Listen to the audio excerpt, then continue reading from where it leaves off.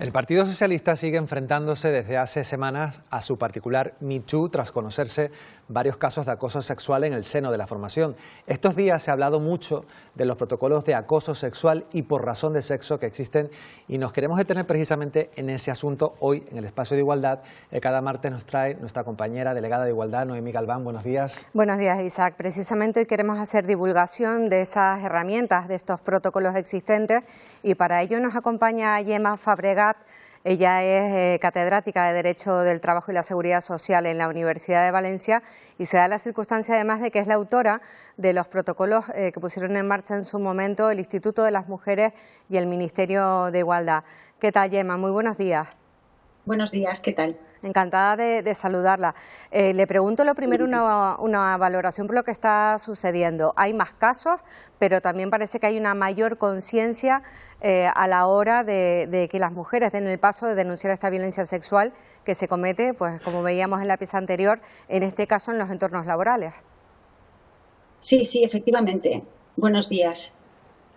En realidad, aunque no siempre se es del todo consciente, la existencia de los protocolos para la erradicación del acoso sexual y el acoso por razón de sexo en el ámbito de una prestación de servicios, cuando se utilizan de manera adecuada, de acuerdo con los principios de confidencialidad, celeridad, contradicción, buena fe contractual, cuando se activan siguiendo los principios que deben regirlos y que ya fijó un acuerdo marco europeo que España introdujo en el Acuerdo Interconfederal de Negociación Colectiva del año 2007, digo que cuando se cumplen esos requisitos, los protocolos son una herramienta que funcionan perfectamente dentro del ámbito de la empresa o dentro del ámbito de la administración pública, en el seno de una prestación de servicios.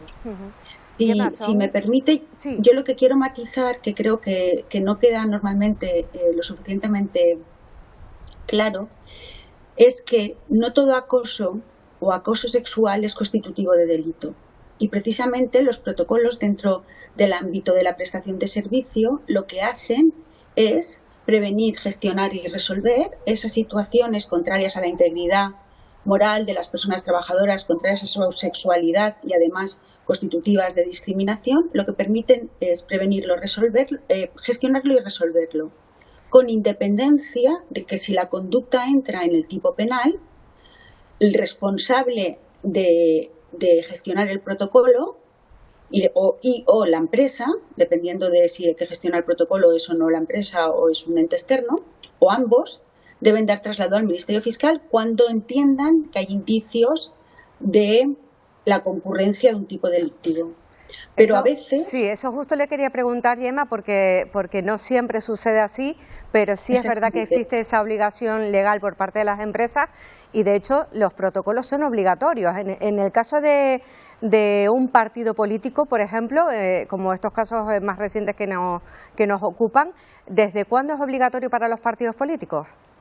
A ver, en realidad, la Ley Orgánica de Igualdad establece la obligación de tener un protocolo para todas las empresas y para todas las administraciones públicas cuando actúan como empleador. Por lo tanto, el partido político, cuando tiene personas contratadas, actúa como persona empleadora. La obligación está desde la Ley 3/2007, que es la Ley de Igualdad. La Ley 10/2022 del CSI amplió la responsabilidad en el sentido que acabo de exponer, teniendo en cuenta que no siempre todo acoso es constitutivo de delito.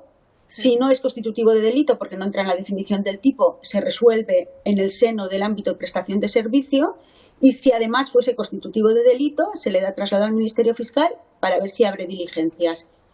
Como digo, la responsabilidad está desde la Ley 3/2007, pero la Ley de Paridad incrementó la responsabilidad y la Ley Orgánica de Igualdad, aunque lo condiciona a todas las empresas y si tienen un plan de igualdad mediante el plan de igualdad, es una ley transversal que pretende garantizar la igualdad de mujeres y hombres en todos los aspectos de la vida social, política y económica.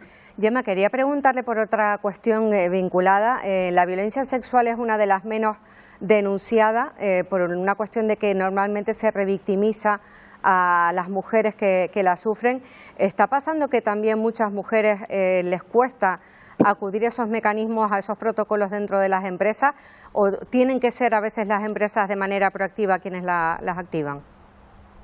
A ver, esta es una cuestión controvertida. Yo, en mi opinión, si no estamos hablando de un acto violento, si no estamos hablando de acoso, que no siempre es lo mismo, puede haber una violencia que sea, por sus propias características, mucho más grave de lo que es en sí un acoso, imaginemos una agresión sexual o una sumisión química en una escena de empresa, ahora que estamos en el momento cronológico correspondiente, o puede ser un acto de violencia de menor entidad que un acoso.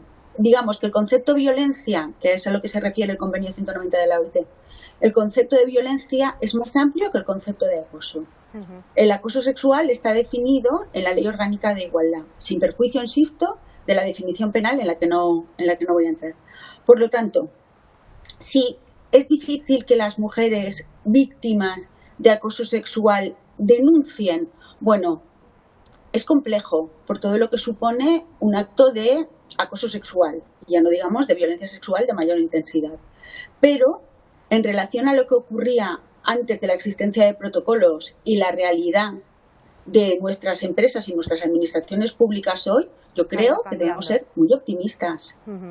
Se denuncia muchísimo más que hace unos años. Con ese mensaje, Gemma, nos tenemos que quedar porque nos quedamos casi sin tiempo ya para el espacio. Muchísimas gracias por acompañarnos, por ayudarnos también a hacer divulgación de la existencia de esos protocolos, de que las mujeres acudan a ellos y que también cualquier persona puede denunciar y activar esos canales éticos, canales de denuncia existentes en función de estos protocolos creados. Muchísimas gracias por acompañarnos. Muchas gracias. En general funcionan. Quería acabar con eso. Un saludo. Un saludo. Gracias. Gracias, gracias. Bueno, pues nos quedamos entonces con ese mensaje final que funcionan, efectivamente. Funcionan, tienen que garantizar la confidencialidad también, obviamente, funcionan, pero claro, obviamente luego se dan otras situaciones de jerarquías, el temor de las propias víctimas y se ven otra serie de circunstancias que no siempre se activan de la manera adecuada. Muy bien, Noemí Galván, muy interesante como cada semana. ¿Te vas de vacaciones o te veo la semana que viene? La próxima semana nos vemos. Bueno, pues nos vemos entonces el próximo martes. Hasta el martes, gracias Buenos Isaac. días.